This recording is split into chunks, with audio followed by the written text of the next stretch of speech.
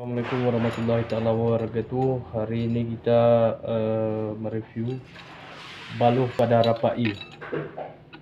Inilah jenis baluh atau ring pada rapai yang bernama baluh dari kayu tualang dan ada juga dari kayu merebo. Ini baluh yang belum dipasang kulit. Ini yang kita namakan dengan gerincing.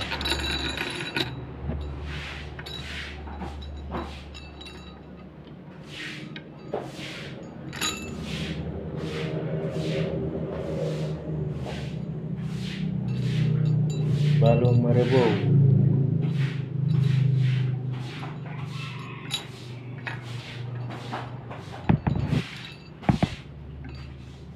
Ring pada rapai Aceh.